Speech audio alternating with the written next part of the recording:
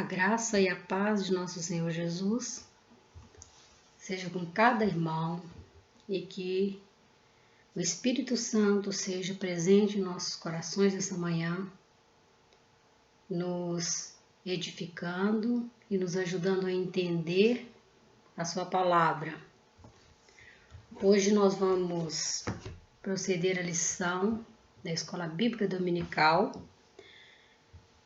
o estudo número 43, falando sobre a família e a gestão do tempo. Nós estamos estudando neste semestre a respeito da família cristã. E hoje nós vamos falar sobre a gestão do tempo, esse tempo tão precioso, né, que rege as nossas vidas, mas hoje em dia tão escasso, mas que pode ainda ser gerenciável. Então, o texto básico da nossa lição é o Salmo 90, os 6 primeiros versículos. Nós vamos ler o texto. Senhor, Tu és o nosso refúgio sempre, de geração em geração, antes de nascerem os montes e de criares a terra e o mundo, de eternidade a eternidade Tu és Deus. Fazes os homens voltarem ao pó, dizendo, retornem ao pó, seres humanos. De fato, 1000 anos para ti são como o dia de ontem que passou, como as horas da noite. Como uma correnteza, tu arrastas os homens. São breves como o sono. São como a relva que brota ao amanhecer. Germina e brota pela manhã, mas à tarde murcha e seca. São as palavras de Moisés. Moisés exalta, a grandeza de Deus e a eternidade de Deus e fala da nossa brevidade de vida. Então, neste salmo, Moisés compara a existência humana com o sono. O que é o sono? Ele pode durar uma noite, pode durar algumas horas, mas ele é breve, ele passa. A gente dorme, mas de repente está acordado. Dura pouco. E ele também nos compara com a relva do campo, cuja duração é tão breve. Nós acreditamos que ele fala das flores do campo que não duram muito tempo. Constatando o quê? A urgência que temos em ter ações de qualidade, aproveitando o tempo, esse tempo de vida tão pequeno que nós temos na terra, que ele chama de sono, que ele chama de relva do campo. Usar o tempo sem desperdício, com atitudes fúteis, sem qualidade, desperdiçando os nossos dias. Então ele diz, a nossa vida é muito breve. Nós passamos rápido. Deus rapidamente nos chama de novo para o pó. Então, nós sabemos que muitas pessoas levam a vida de qualquer jeito, desperdiçam os seus dias, as suas horas, a sua existência. São vidas infrutíferas, contrária ao propósito de Deus, porque Deus tem um propósito para a nossa existência na Terra. Nós não estamos aqui à toa, de qualquer jeito. Nós estamos aqui com um propósito de vida. E o nosso assunto de hoje é justamente esse, gestão do tempo. E o que a Bíblia fala? O que a Bíblia nos orienta a respeito dessa administração? Como devemos administrar o nosso tempo de vida?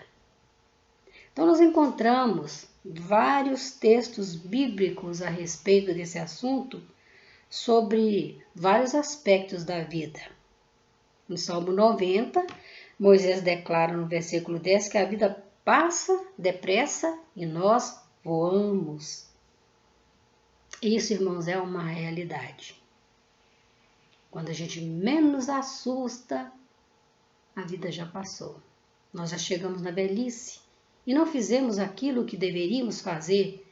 Desperdiçamos o nosso tempo, gastamos muito tempo com coisas que não nos edificou e não produziu coisas tão boas na nossa vida.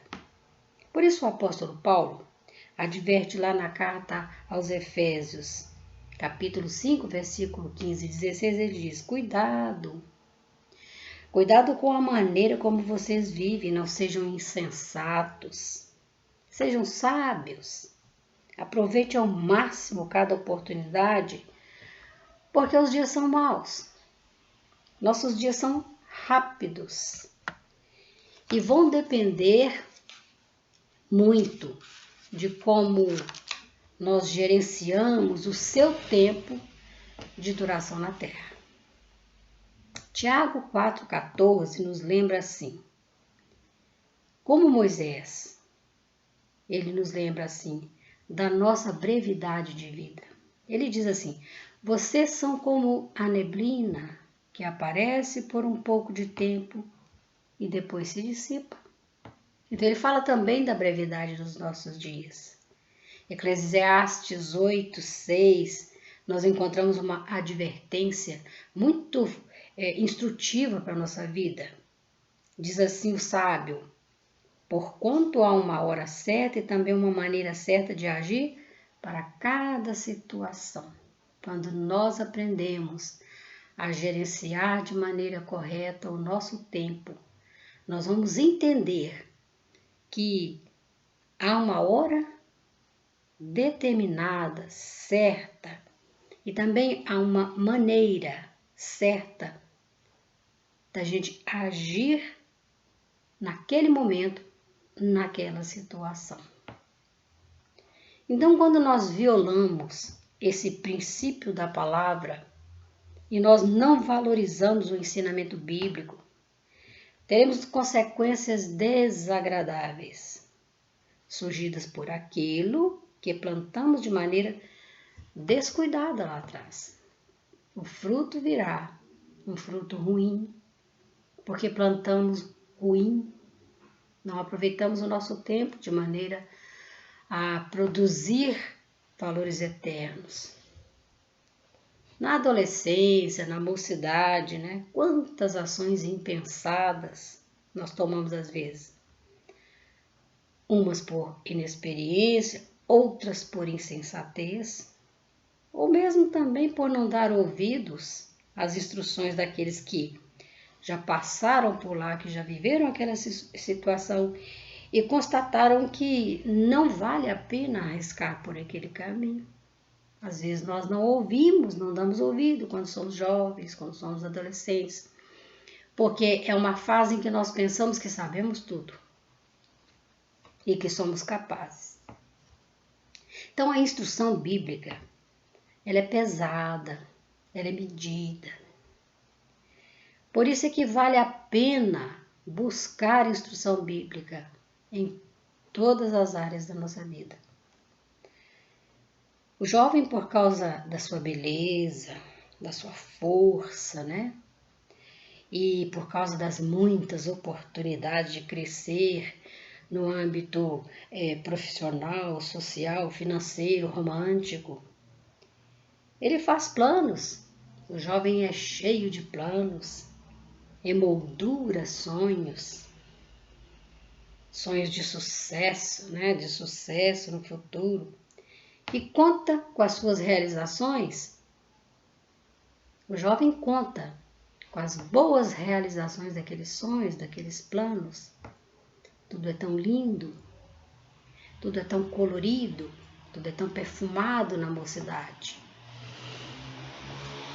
Mas nós temos um exemplo bíblico que nos fala dessa situação tão claramente. Assim foi com Salomão, o rei mais próspero e mais sábio que pisou na terra. Ele acumulou tudo o que pôde. Ele ajuntou mulheres que nunca conheceu.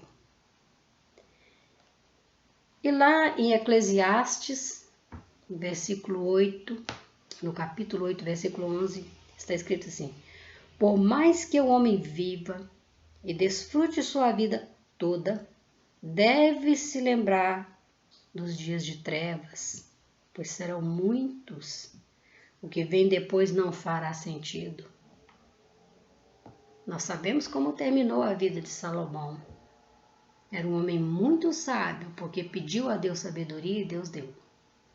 Ele era um homem muito rico, porque Deus agraciou ele com muitos bens. Ele foi sábio em tudo, mas parece que não administrou bem a sua vida. Então, lá em Provérbios 27:1, outras palavras do sábio, está uma advertência. Não se gabe do dia de amanhã. Você não sabe o que este ou aquele dia poderá trazer. Então, quando eu falo nos sonhos e nos planos do jovem, ele não sabe se ele vai viver aqueles dias que ele planejou, e ele não sabe se poderá viver aquele sonho que ele idealizou. Ninguém sabe. Sonhos, hoje, na nossa sociedade, nos nossos dias, os sonhos são tão valorizados na sociedade. Tem muitos livros falando: viva os seus sonhos, realize os seus sonhos.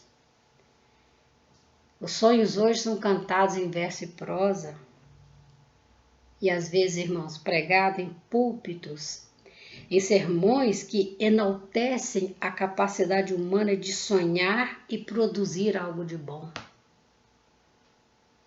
Nós podemos sonhar, mas nós não podemos produzir algo de bom. Tudo vem do Senhor, tudo vem dele, tudo é dele. Nós só podemos contar com o hoje, nós não podemos contar com o amanhã. Como diz as sábias palavras do sábio, em Provérbios 27:1, não se gabe do dia de amanhã, você não sabe o que este ou aquele dia poderá trazer. Então, quando nós examinamos a palavra de Deus, verdadeira e eterna, desprezada nessa sociedade imediatista e inconsciente do propósito divino, por vezes nós ficamos tão entristecidos conosco mesmo, com a nossa própria atitude, com os nossos próprios pensamentos. Eclesiastes 3:1 nos fala: há tempo certo para cada propósito debaixo do céu. E todos os propósitos devem vir do Senhor, porque nós não temos poder nenhum de ter propósito, nós não temos. Nós não podemos propor nada, porque nós não sabemos do amanhã. Deus escreve a história de cada ser humano na terra e o deixa escolher o seu caminho. O desenrolar da vida diz respeito às ações humanas, a livre escolha do caminho a ser trilhado. Deus não manipula o ser humano. Ele se oferece para orientar, para aconselhar, para instruir. E isto se faz através da sua palavra. Ele deixou a sua palavra. Eclesiastes 3:1 declara que há um tempo certo para cada propósito debaixo do céu. Então, o tempo ele é dividido em tempos certos, designados, destinados. Assim entendemos que existe um tempo de se preparar para a vida, e esse período começa na infância. E depende de quê? Da instrução dos pais. Daí vem a sabedoria de escolher a boa instrução ou a instrução terrena, que leva tudo para o abismo. É o fundamento da vida. O lar, a família, é o fundamento da vida, onde são lançados os pilares da construção do caráter. E esse caráter sustentará todo o futuro do homem. E é aí que a lei moral, social e espiritual vai depender da sua origem. De onde vêm essas leis que o papai está ensinando aos filhos? Qual é a origem dessas leis? Por isso Deuteronômio 6 é sempre citado, nós sempre citamos em várias lições. Está lá escrito: vocês, seus filhos e seus netos temerão o Senhor e obedecerão a todos os seus decretos e mandamentos todos os dias da sua vida, para que tenham vida longa. Ame ao Senhor e ensine-as com persistência aos seus filhos. Deuteronômio diz que os pais devem ensinar os filhos aquilo que eles também devem aprender na palavra, a instrução divina, a instrução bíblica, para orientar o filho durante a sua vida toda. Esse é o único caminho. É o único caminho para ter uma vida de sucesso. É o único ensinamento sólido para ser passado para a geração futura. O único meio de ter um tempo precioso, mesmo nesse tempo tão escasso, ele é gerenciável. Então, como determinar o tempo em família? Como administrar o tempo em família? Numa sociedade onde minutos valem ouro e não podem ser gastos em alguma outra coisa que não seja produzir sustento financeiro ou sustento intelectual ou em outras áreas. O tempo hoje tem que ser gasto só para somar, multiplicar. Hoje se vive muito trabalho, muita instrução, pouco lazer e, por vezes, nada espiritual. As emoções há muito foram deixadas de lado, relacionamentos superficiais, não há tempo. Não há mais empatia, não há mais amizades, não há tempo mais para cultivar essas coisas.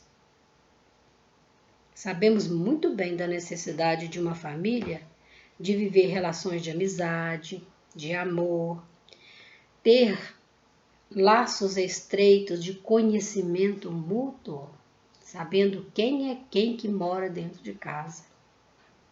Diálogos francos, abertos, produzindo intimidade entre os seus membros, laços afetivos de fraternidade, fortalecendo a convivência familiar.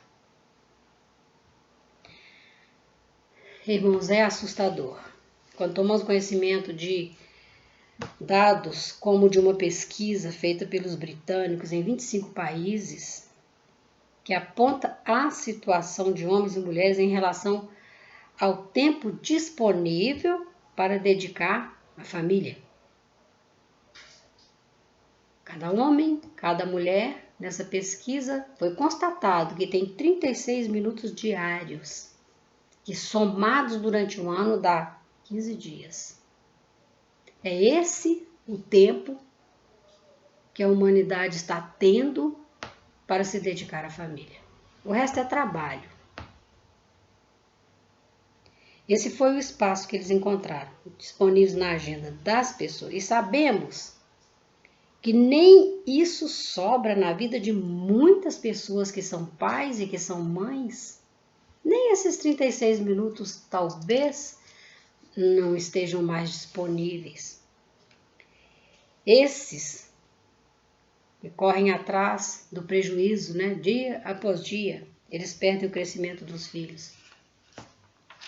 Não participam da vida deles.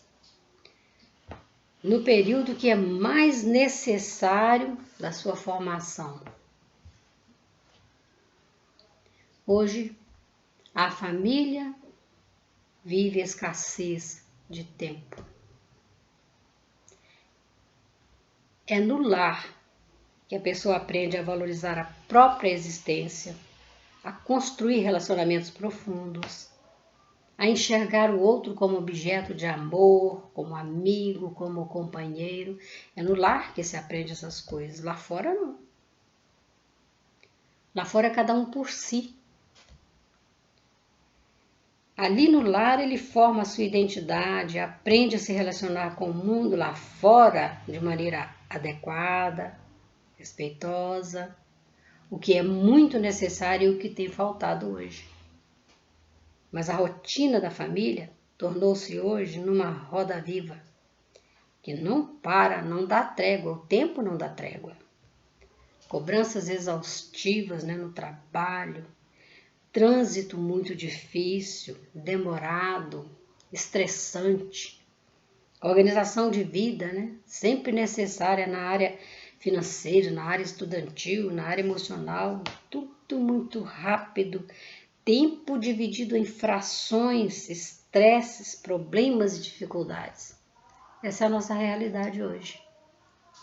E como fica a situação da criança?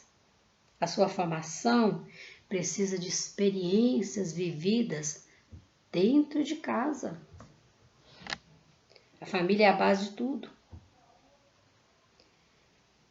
É na família que sustenta as relações interpessoais, é no convívio do lar que se aprende com as experiências vividas por cada membro. É a experiência do papai, a experiência da mamãe, do irmão mais velho, a experiência do titio, do vovô, da vovó, que vai passando para a criança, ensinando a ela caminhos que devem e caminhos que não devem ser trilhados.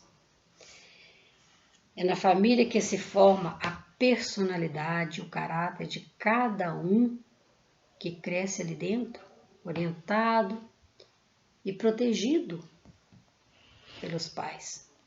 O lar é como um ninho que acolhe, que protege, que sustenta e onde se aprende a voar. É no ninho que se aprende a voar. Por isso é importante resgatar esse tempo em família. E o que poderá ajudar na restauração desse tempo de qualidade no seio da família, dentro do lar? São coisas tão simples que se perderam com o passar dos anos. Perdemos muitas coisas com o passar dos anos. Um momento de comunhão em família, a mesa para uma refeição conjunta, ou mesmo no café, ou mesmo no almoço, ou mesmo no jantar. Um momento em que a família poderá estar juntas, isso pode ser resgatado numa refeição, porque todas é impossível. Uma noite descontraída, trocando experiências, jogando conversa fora. Simplesmente estar ali, perto, sentindo a presença do irmão, a presença do pai, a presença da mãe. Isso é tão importante. São algumas sugestões, mas existe tantas coisas outras mais que uma família pode buscar para estreitar de novo esses laços de comunhão. Irmãos, o tempo é precioso. O tempo é precioso, porque o tempo foi dado por Deus. E é um tempo para ser gasto de maneira sábia.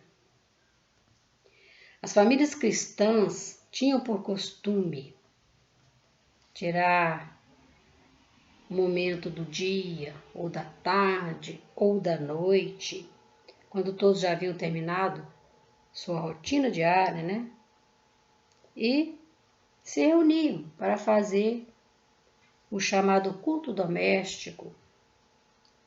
A minha mamãe reunia conosco à noite e sempre fazia.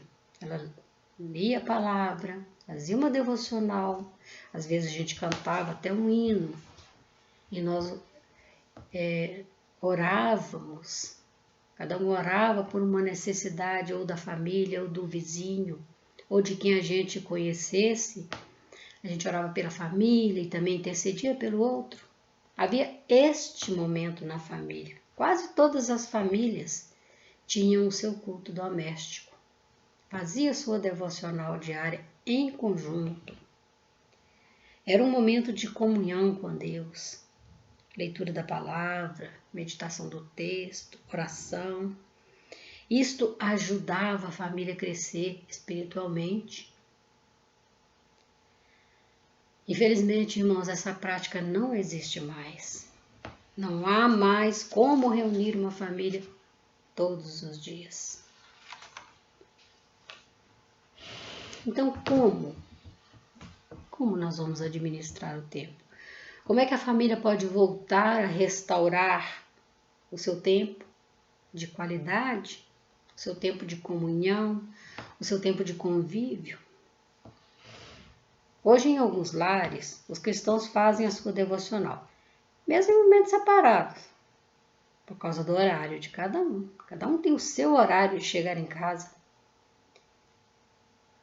Então, mas assim, individualmente, o cristão pega lá a sua Bíblia e faz a sua devocional individualmente, ele faz a sua devocional, porque o ritmo de vida já não é o mesmo. Os horários não batem. A família não consegue mais se reunir toda. Então, parcialmente ou individualmente, ainda se pode ter um momento de comunhão, de conversa íntima com Deus. Nos grandes centros urbanos, o comércio funciona 24 horas e a vida não para. E quantas pessoas trabalham à noite? Quantas pessoas trabalham de dia? Quantas trabalham de dia e de noite também? Porque o ritmo de vida é esse, nos grandes centros urbanos. No interior, talvez, seja ainda diferente, a família possa estar em casa à tarde ou à noite, é mais fácil resgatar, mas e nos grandes centros urbanos? Os costumes e a movimentação de horários para trabalho, estudo e até de lazer mudaram com o desenvolvimento. Já não há mais espaço no tempo. Por isso se torna urgente aprender a administrar o tempo que temos e o espaço que nos resta de maneira sábia. Como é que nós vamos ter sabedoria para fazer isso? Buscando a orientação da palavra, prestando atenção no que a palavra diz, para remir o tempo, como o apóstolo Paulo nos diz, para usar de maneira sábia.